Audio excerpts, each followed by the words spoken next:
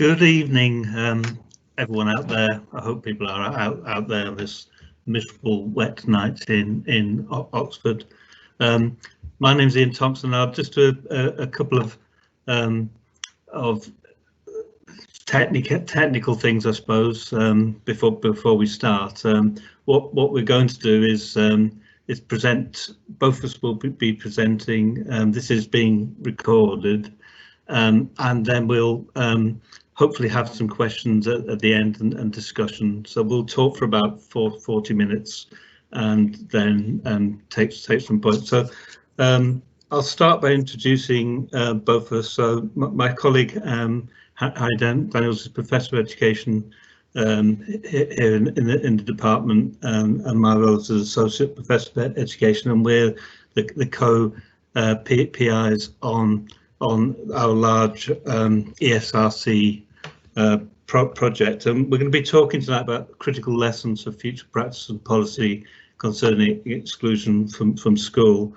And then towards the end of the presentation, Harry's going to be talking a little bit about some of the theorisation that's emerging from the work that we've been done. But I'd just like to acknowledge the SRC first of all for funding. And then I can't move my slide on. Marvellous.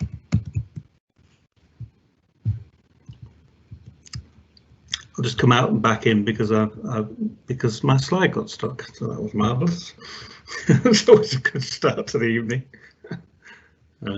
Try again. Marvellous.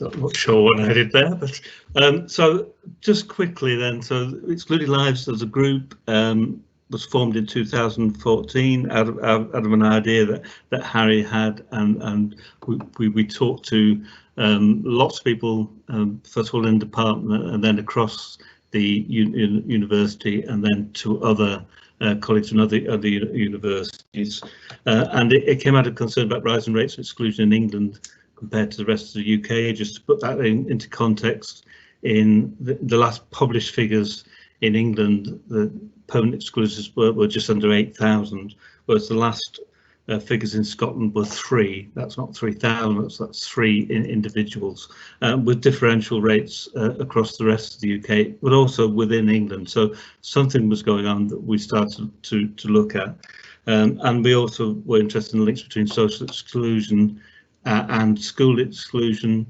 the inequality and overrepresentation of certain groups, in particular SEN, youngsters with SEN, black boys in particular from Afro-Caribbean backgrounds, traveller gypsy communities, and those broadly speaking living in impoverished situations were far more likely to be excluded. But we're also aware that the official figures across the UK are probably almost certainly the tip of the iceberg. There are official figures, the unofficial, illegal, the seclusion that happens in school, the outer class work. It's also probably fair to say that across the UK, the temporary or fixed term exclusions, the rate's pretty much the same. So something's happening at the permanent exclusion level, and there's a well documented lack of meeting need with provision. Excluded Lives is unique in 2 ways, in that it's multidisciplinary. So many of us do come from educational backgrounds. My background is teacher education. Harry's more in sociology of education and psychology, but we have people from criminology, from law, from social policy, psychiatry within the university, and we also are linked with universities across the UK, so Cardiff, Queen's, Belfast, Edinburgh, and London School of Economics. So it's multidisciplinary and it's cross-jurisdictional. And we've also been looking at issues such as county lines in terms of the pressures on young people who are either at risk of being excluded or have been excluded. Just briefly, we had the first study, which was just an Oxford study, was looking at permanent disciplinary exclusion in Oxfordshire. It was funded by the John Fell Fund in Oxford from Oxford University Press. And what we found was, well, first of all, there were discrepancies in the figures in terms of what has been reported as permanent exclusion, but also when we started to look at the histories of these young people, we realised that though lots of things were going on in their lives, it wasn't always recorded, and the people who were involved with that young people at particular points of difficulty, so whether that be in school or with the police or with social services or with health, that there wasn't a coordinated way of recording what was going on in a young person's life. So we used a piece of software called Tiki-Toki to map the events that were happening in young people's lives, and then connected them to the points when they were getting into trouble in school, leading to fixed term or permanent exclusion. And what happened when we mapped across the youngsters that we looked at, it was nearly always some traumatic event that had happened to them. So someone in their family had died or sent to prison, which caused spikes in behaviour of that young person. Would be recognised in some ways, but it wouldn't be recognised across the disciplines of different sectors. So the second study was the first UK-wide one, where we're looking at the disparities rates of permanent exclusion.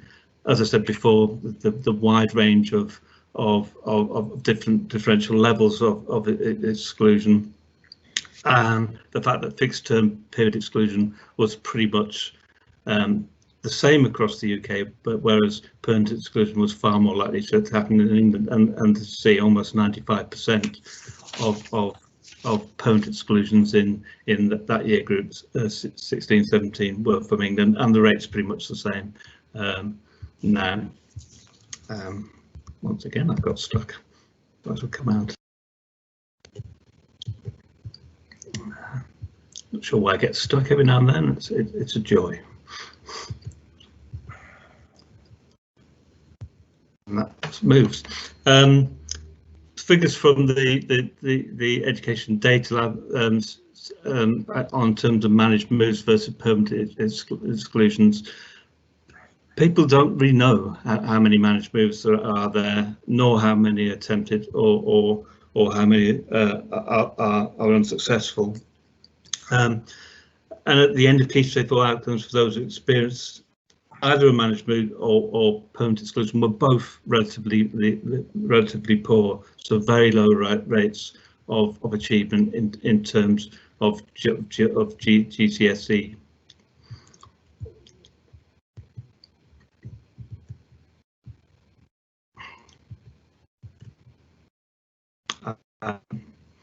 There was also wide cultural variation in political economies of school exclusion across the UK, but also within England, beyond the information given. And what we started to look at was a need to understand marginalisation and risk from a variety of perspectives. I'm having great joy with the technology tonight, but never mind.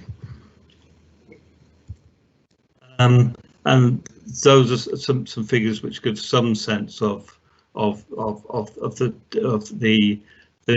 the numbers of exclusions that's recorded, but also the estimated numbers across the England of youngsters who are excluded in one way or removed from school. So the official figures are much lower than the estimated figures, which suggests that some 153,000 youngsters at any one time are not involved in mainstream education. So excluded lives then moved into the large project, the ESRC funded project, different disciplines, sectors, stakeholders, involving public engagement. We use young people's research advisory groups and parents and guardians to advise us as equal subjects in the research. We're looking at impact, international policy network, and working with policymakers and practitioners that Harry will talk about in a bit. There are 3 strands in terms of work packages. So strand A is the landscape of exclusion, looking at the policy levers and drivers and legal frameworks across the UK jurisdictions in a comparative basis. The explorations of school exclusions and their social origins. The social costs of exclusion, both in terms of medium and long term socioeconomic and behavioural consequences of school exclusion, and also the landscape of public, private and third sector provision, particularly in terms of alternative provision. I seem to have to bounce out of this every 5 minutes, but at least you get to see my face, I suppose. And strand B, the experience of exclusion, professionals' conceptualisation of risk and vulnerabilities, the perspective of school leaders and teachers on the school exclusion process, and most importantly, students and families' experiences of the various forms of exclusion. And finally, strand B, the analysis of financial costs and integrations of findings. So economic costs of exclusion, both in terms for the individual involved and their families, but also the school and society, cross-jurisdictional analysis, and a full multidisciplinary integration. So it's a very ambitious programme that lasts over those four years. Just as we were about to launch a survey, when COVID happened, obviously the whole sense of what exclusion meant took on a very different meaning, with whole numbers of youngsters not being in school, with the school closures, and even though some youngsters were able to go in, many didn't get back in for various reasons. And what we did in this report, where we talked to a range of people from national the NHS, from Public Health England, from schools of various types, alternative provision, people from psychiatry, mental health services, and so on, looking at the heightened risks of new forms of exclusion. So those groups I talked about before remained at high risk of exclusion, but we found out whole new areas of youngsters who were more likely to be excluded in the post-pandemic landscape, and the landscape as we face now. And we came up with a series of vignettes which gave some sense of these youngsters. So this was an example of a youngster who found learning difficult in large classes. His behaviour was disruptive in school, often acted out as the class clown, was at risk of exclusion because he was constantly doing small level things, and the most common cause of permanent exclusion is persistent disruptive behaviour. But as a vulnerable student, he was in school. He during the first lockdown, working in a small group, he enjoyed that. His results, behaviour, relationships improved. Going back into school, however, with the new rules and guidelines, made it much more difficult for him, and he didn't want to be there. There are the kids who are living in pressure cooker situations, where something terrible has happened in their lives, and that scenario there about all sorts of problems within the family, dad with underlying health conditions, crowded conditions, children taking on caring responsibilities, and the youngsters being anxious but also vulnerable. So one being befriended by a local drug gang, and the other having to take on the family responsibility and bottling up her own feelings of anxiety. So anxiety and fear, and then those who have been bereaved. So and in particular communities, that's more likely to have happened than others. And again, it's the similar communities that are more likely to get permanently excluded. So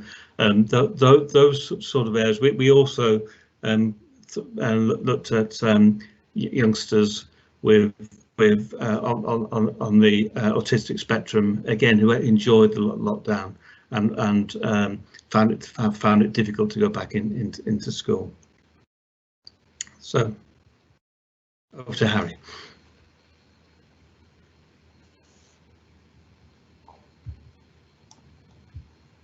Now, hopefully, I should have been connected by now.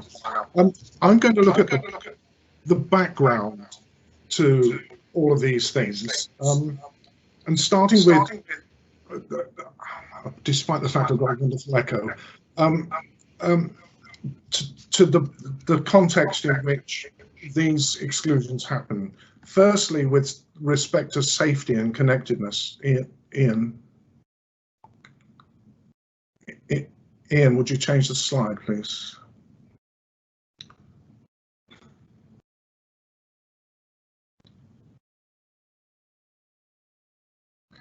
OECD have said that one of the things that emerges from the PISA data is that schools must do more to foster an environment of safety, tolerance and respect for children. And the next one, please.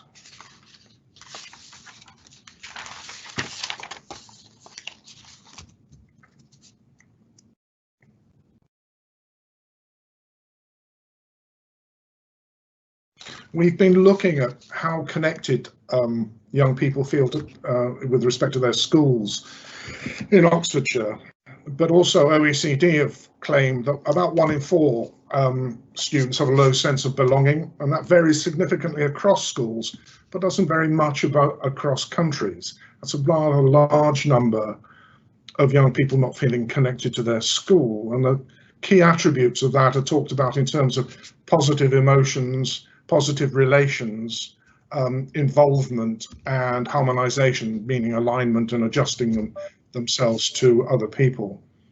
And a sense of belonging contributes to desirable physical, psychological, social and academic outcomes. That's some work published just about 3 years ago, a major series of studies on that.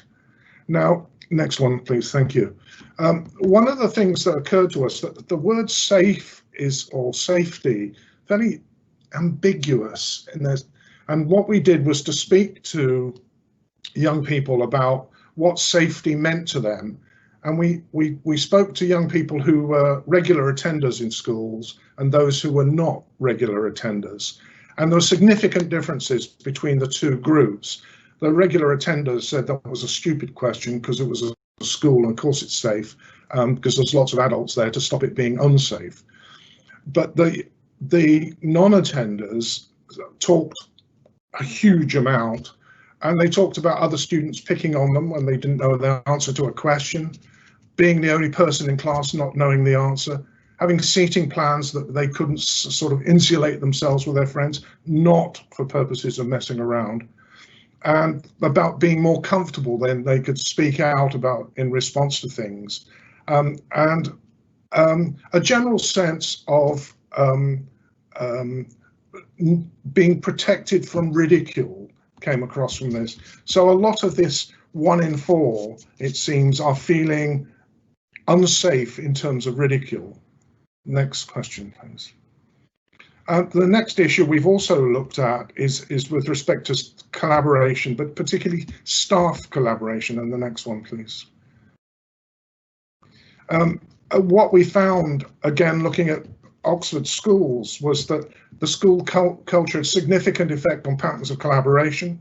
Schools with networks that extended beyond departmental silos of help giving and help taking with respect to vulnerable learners were those where they were much more effective at responding to a diversity of needs, and that the quality of teaching was also significantly better, irrespective of teaching experience or length of service. So in a school with good supportive networks in it, then a young person could come in as a teacher and very quickly become skilled in a way that standard measures of teaching quality suggest is desirable. Next one, please. So we're also in a situation now with many worried, anxious teachers, people who've experienced the virus directly or in a close family, worried about their own children, and feeling a sense of conflict between professional commitments and a fear of what's going to happen in the next surge. In the next one, please. Now, also, one of the things that we have been aware of is the importance of teachers noticing something that isn't necessarily picked up on service referral reports. One of the things that's emerged is there are a lot of young people at the moment who just fail to meet thresholds for service delivery. And so a youngster may be just missing services by a small amount across 4 or 5 service measures. And in that situation, it seems to be particularly important to understand what is going on in the complexity of a child's life and being able to intervene upstream. This is a term that's gaining currency at the moment, but the idea of, Tim Brighouse said to us, not parking the ambulance at the bottom of the cliff, but building fences at the top.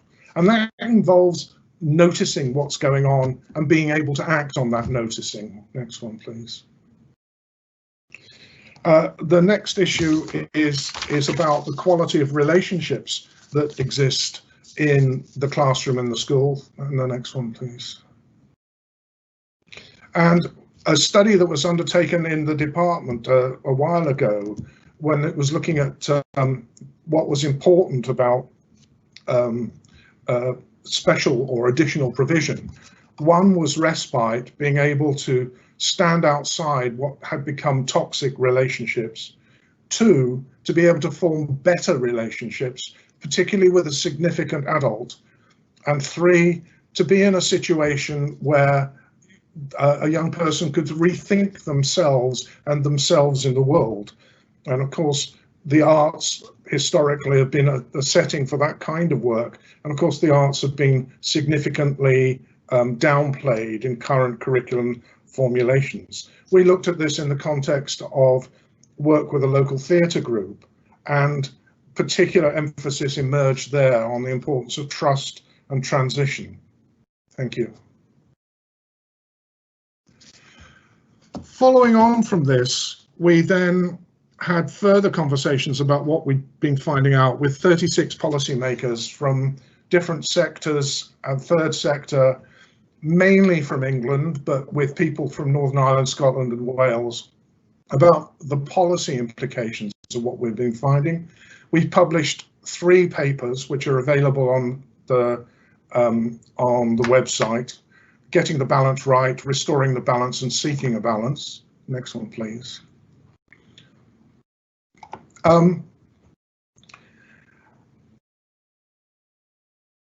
The sort of strategies that emerged as being valuable in policy development and implementation, reducing exclusions, were early intervention. That does not mean just with young children. Early intervention that as soon as a problem occurred, of whatever age the young person is, that work was undertaking straight away to try and reduce its impact. And prevention, and what NHS have spoken to us about a lot, which is contextual safeguarding. So rather than being in the practice of saying, oh, this child hit 4 people this week, is to also understand the background to to those events, the cultures in which they'd emerged, the histories of those kinds of things. It very much informs a lot of the work that's gone on in reducing violence and Class A drug use around Glasgow. Now, in order to help with the delivery of the DfE's 4 pillars of attendance, safeguarding and well-being, and foster inclusion, and meeting the requirements of the 2010 Equality Act, it seems as though we need nuanced understandings of vulnerability, recognition of a fundamental importance of well-being, and to identify and resolve policy and practice contradictions. Next one, please.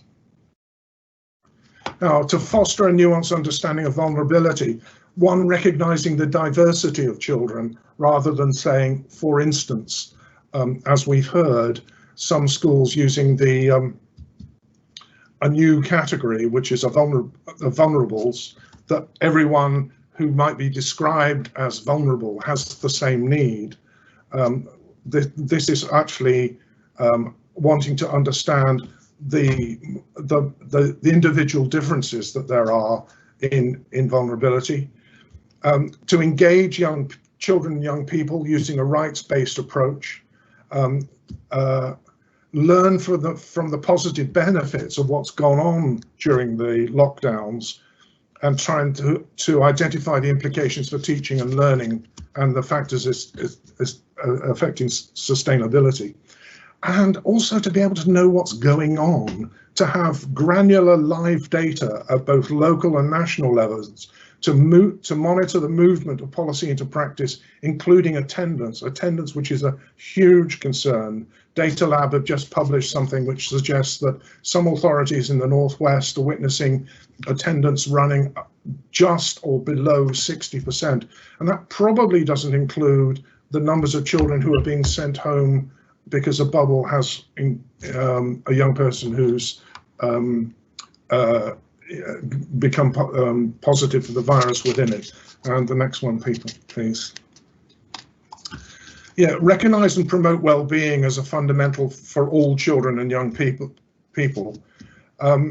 So better communication about the principles and practice implications of the DFE pillars, take up a contextual approach to safeguarding and well-being, and including in that the mental health support, school nursing, designating safeguard leads within schools, and violence reduction units working in local areas.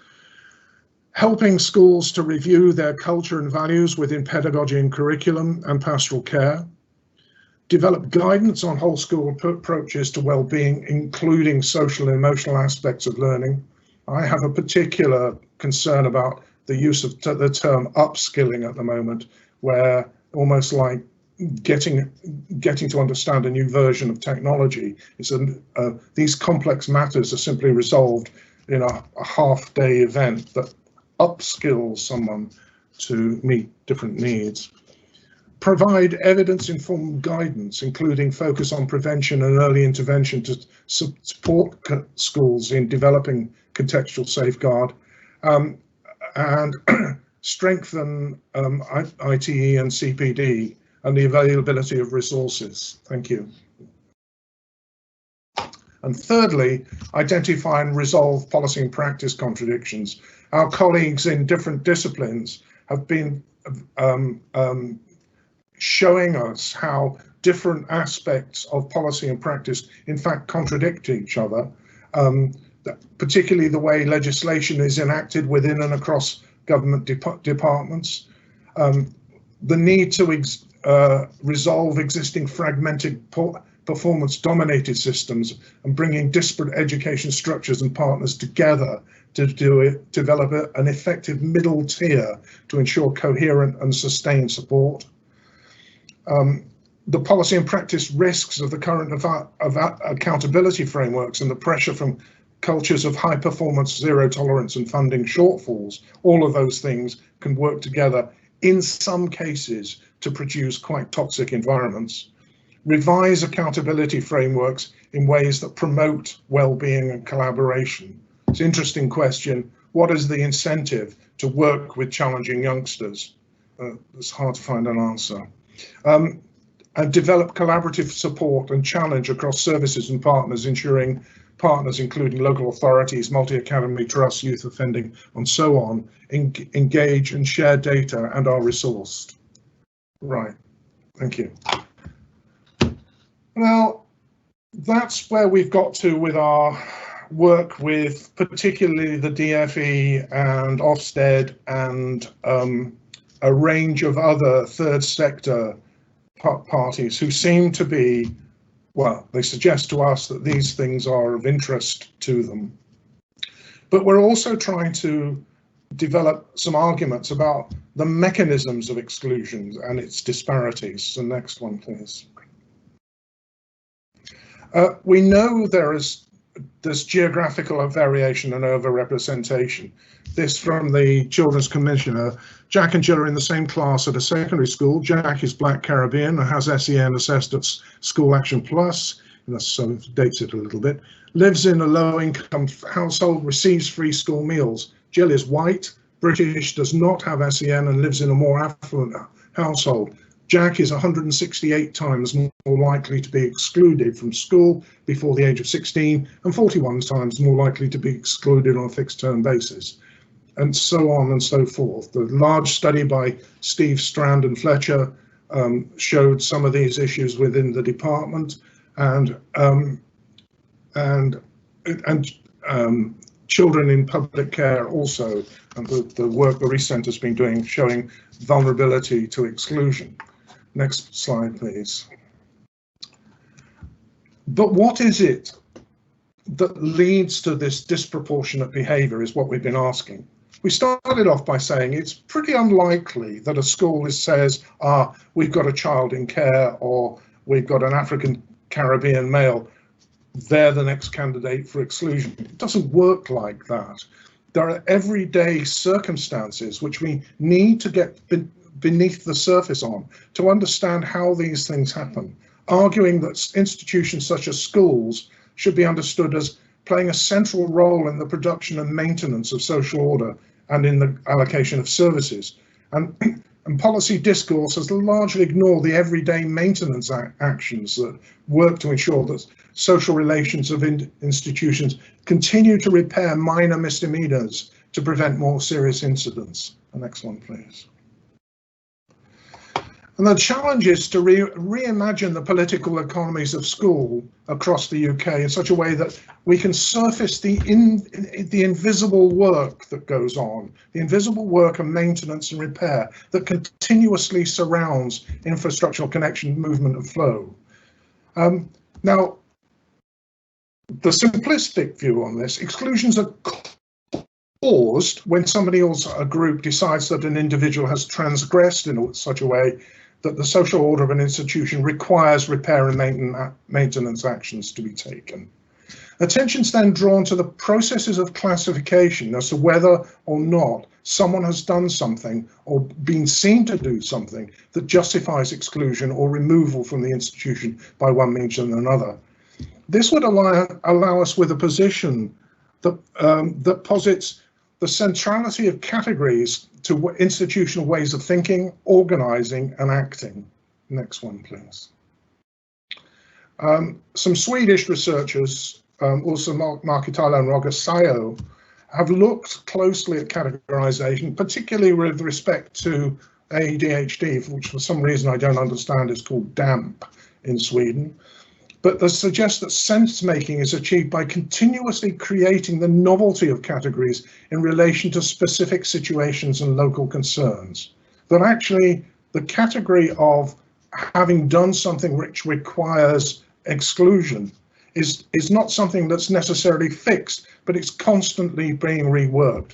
This implies that we use specific categories in institutional practices to make sense. However, this is done by identifying, it is not done rather, sorry, by just identifying and importing a pre-given general meaning, which is, I think, a challenge to the zero tolerance notion. Next one, please. Language categories has been established for a long time, produced within collective practice. They're used by people as constitutive resources in such practice.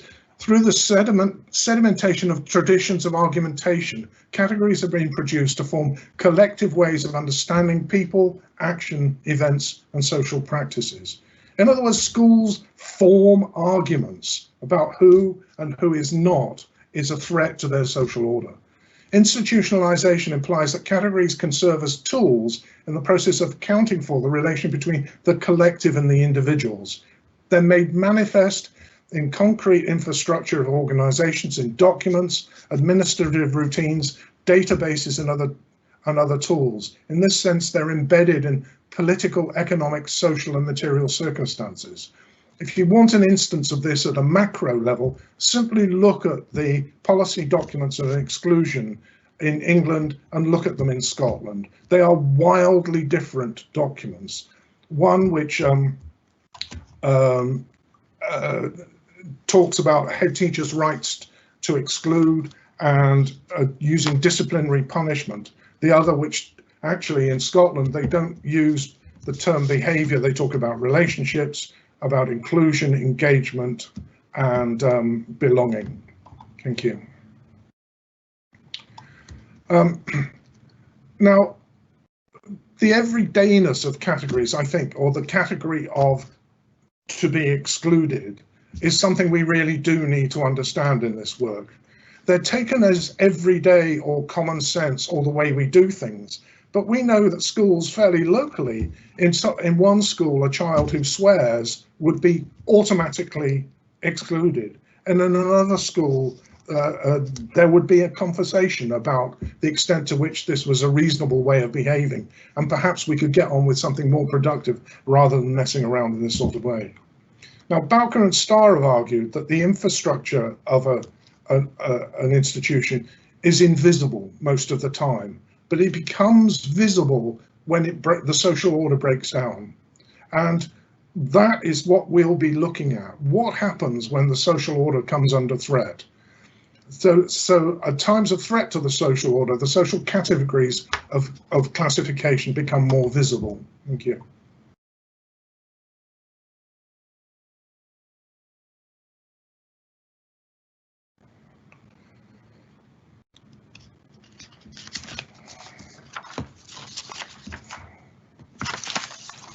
So this takes us through to the point that I flagged earlier, that categories may be seen as a form of institutional argumentation, irrespective of the validity of the claims that are made about its knowledge base or status.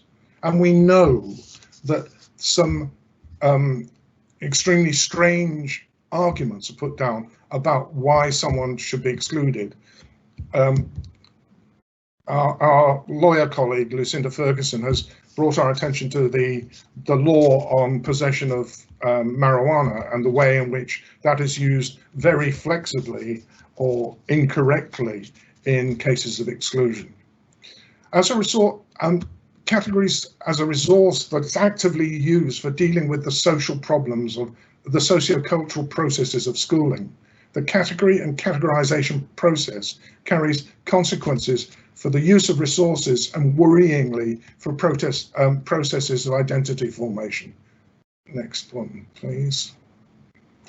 Now, Eva Hjorn has showed that once a category has been created, there's a tendency to find people who fit into it, whose identity may be shaped accordingly. And the philosopher Ian Hacking said, there's a process by means of which people spontaneously come to fit their categories. Alternatively, individuals may seek categorization, such as low attainers. Certainly when I was first at university, I remember being excluded from school was a badge of honor amongst some people, particularly from the public sector.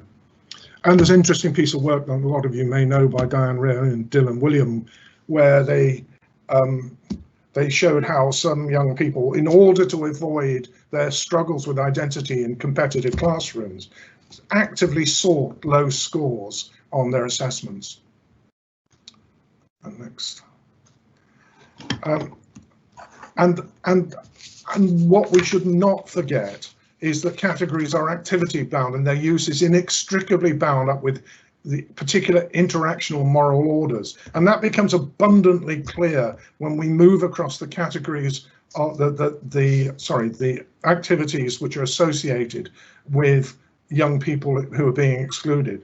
So if you look at the category of acceptable, unacceptable, going back to purity and danger, then the differences in view that inhabit different professions is quite significant.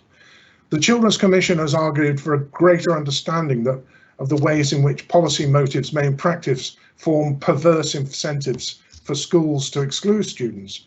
and the emergence of categories in this way should be included in relation to the principles of regulation of the social setting in which they emerge. So in other words, if we have a boundary between, if you like, purity and danger, that boundary may not be operated in the same way for all children. It might be more rigid for some, it might be more permeable for others. We will see instances of that permeability or rigidity as we look at processes of categorization and how particular identities are taken up within the turmoil of a school which feels it is being challenged. Thank you.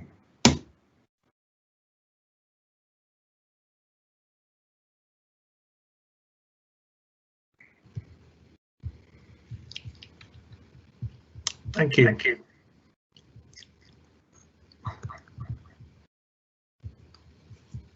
So if people have got questions or comments to make, I think now's the time to make them.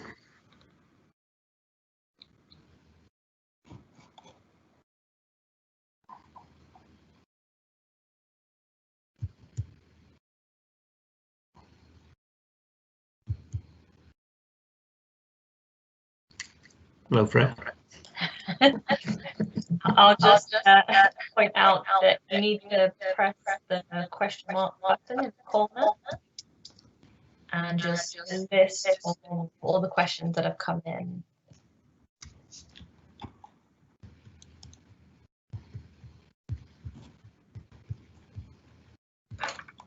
Right, okay.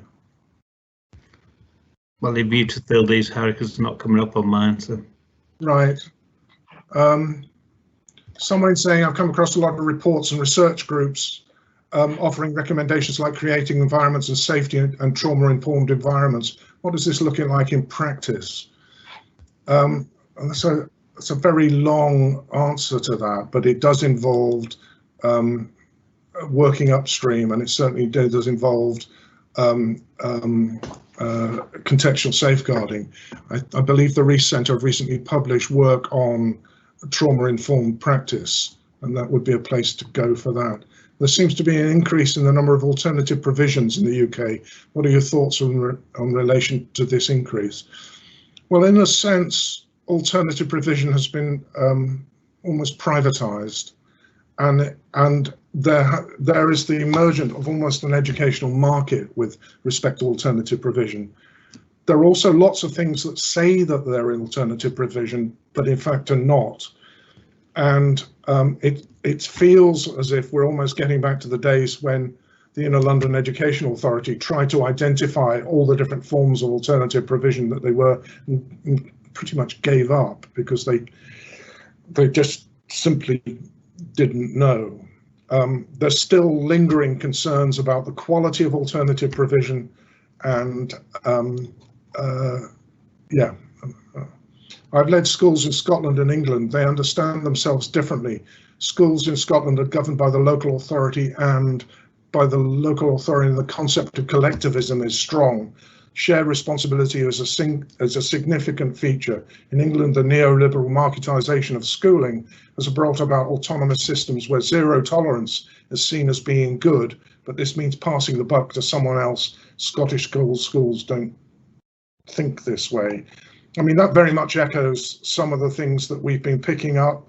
The emphasis on community and social cohesion in Scottish policy is contrasted with what Carl Parsons refers to as the will to punish in the English system. And that cultural difference, ultimately cultural difference between the two jurisdictions is something we're certainly going to look at. And our colleagues in Edinburgh are actively engaged in that at the moment. But there's also what I was suggesting in the last part of that presentation. It's also the cultures of schools which need to be examined very carefully in the way in which the invisible workings of exclusion take place. We got one from Tony, Ian. Tony Gallagher. the education system is layered and schools are not autonomous or isolated in framing these categories. Sometimes they're working with implicit or explicit categories framed by others. Perhaps the variability in practice we are seeing highlights the fluidity and mutability of these categories. Yes, I agree with that.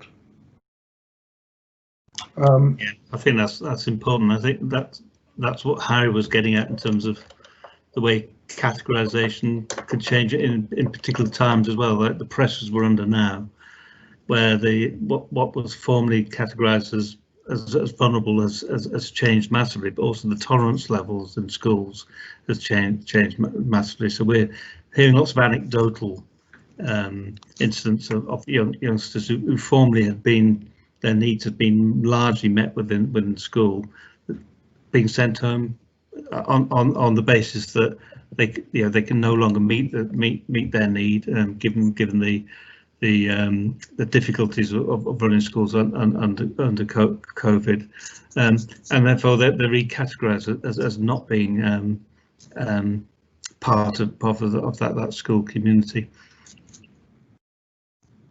I mean, we have heard from some third sector organisations of really quite horrific incidents at the moment. The one which upset me the most was of a young woman in a school where if they were doing PE during the day, they had to come in their PE kit. And this young girl was sitting in the class with her coat on and didn't want to take her coat off. The windows were all opened for the airflow ventilation issue. But she also self-harmed, and her arms were marked with evidence of her self-harming. And the head teacher insisted that she take her coat off and said to her, "We're not here to deal with your mental health."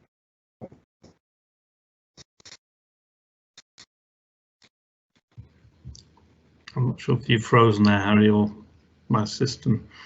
Freya, if you can hear me, nod, and I'll try and pick up a couple. I'm seeing some of these.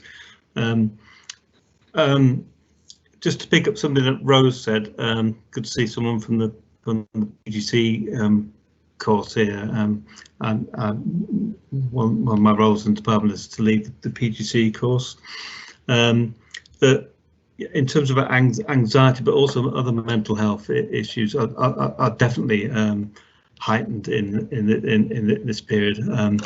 And our colleague Mina Fazell has done lots of work, and most recently a very large survey of the mental health effects in school. It's definitely on the rise, but also I think amongst the staff as well. Harry, if I'm not sure if you're back yet, you seem to be flicking it out. Okay. So I shall try and find new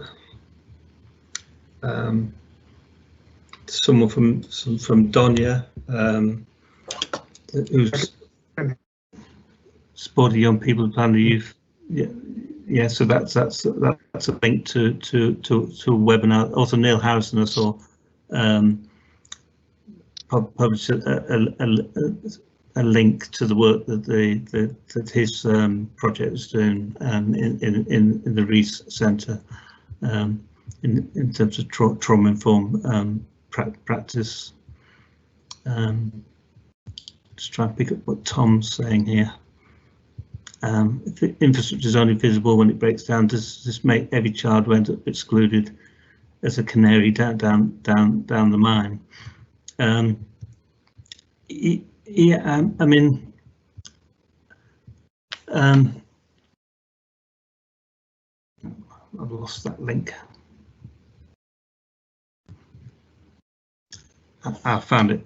So it excludes a child a failure of the instructor. I mean, yes, Tom. I think each excluded child is a failure of the infrastructure, and you know this is where the situation in England is so particularly worried, because when we talk to our colleagues in other jurisdictions, particularly in Scotland, they never tell us everything's perfect here. They talk about problems. They talk about the hidden nature of exclusion, and yet there's something in England that makes it seem to be deemed to be acceptable to have, you know, 8,000 children, you know, categorized in the sense you're saying, scapegoated for the problem. Harry, are you back? Oh yes, I'm alive and well. Have you been talking for the last 10 minutes? Because we didn't hear a word. So. No. Apart from bemoaning the technology. Yeah.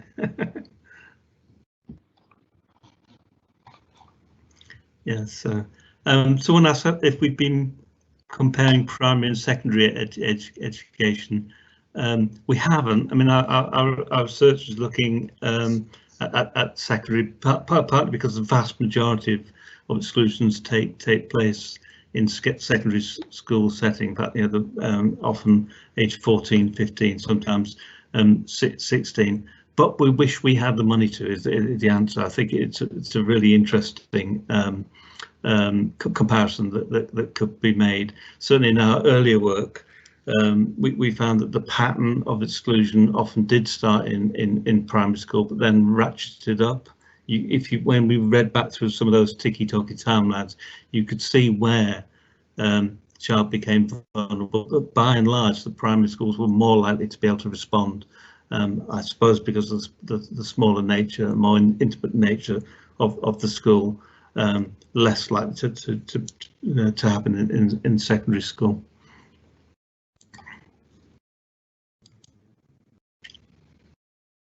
There's something from Roger Thompson saying, till the head teacher retains responsibility for that young person for the whole of their statutory schooling, potential for stigmatisation through exclusion will prevail. Yes, Roger, I think you're right, and I think I mean, one of the dangers of exclusion is that that schools. I mean, you know, we're not arguing that schools take exclusion lightly. We understand the process and the difficulties, but nevertheless, as soon as you say this young child is no longer one of our community, no longer someone that will try to meet their needs, they're doing exactly what you're arguing there. So yes, I would agree with that. Have you picked up anything else I've missed? I can't get into the Q&A at the moment. Yeah, sometimes I can, sometimes I can't. It sort of bounces around.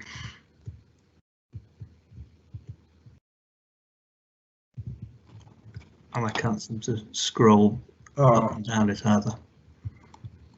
I'll go out of it and come back in.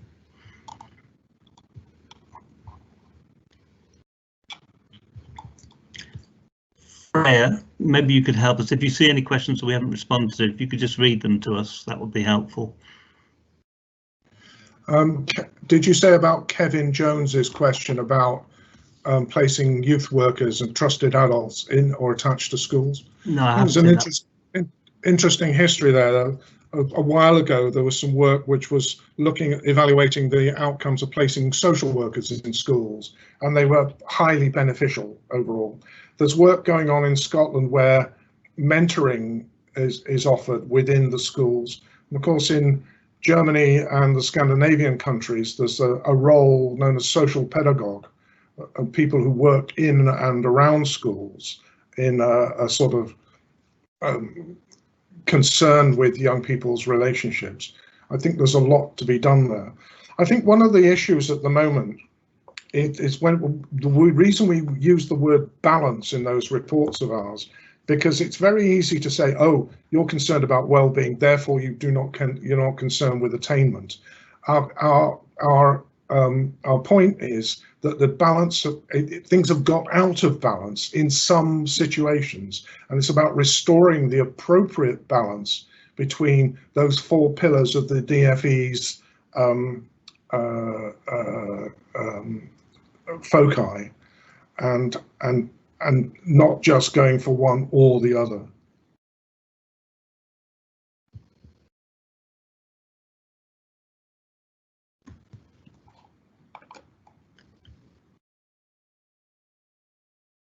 My Q&A is frozen, Harry, so either there's no more questions or I'm just stuck.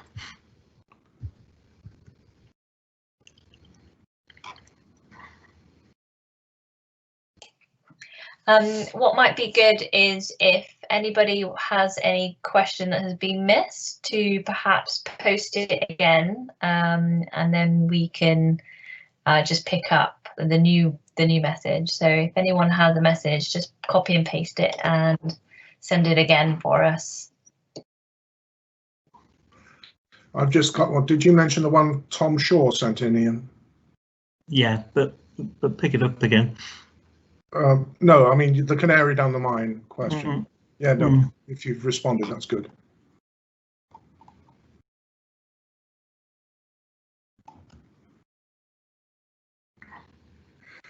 And Donia talks about youth voice webinars on school exclusion.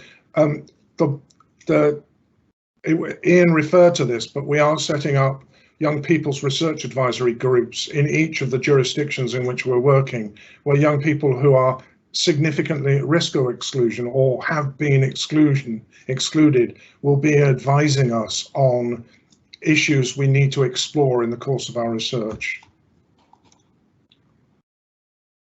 And we're being supported in that by the British Youth Council.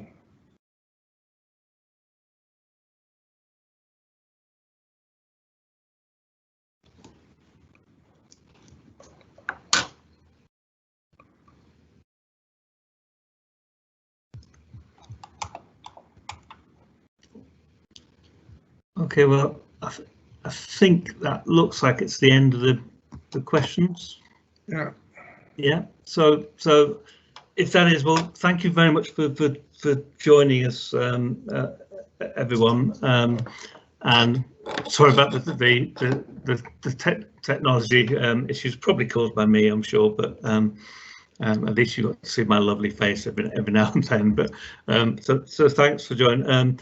If you'd like to follow the Excluded Lives work, we have a Twitter feed that's found under the tag Excluded Lives, and also through the website, which and we're actually launching a new website reasonably soon, which will allow access to blogs and other areas. And if anyone is interested in some of the references that we get out, please just ask us and we can pass them to you. So thank you very much. Thanks very much indeed.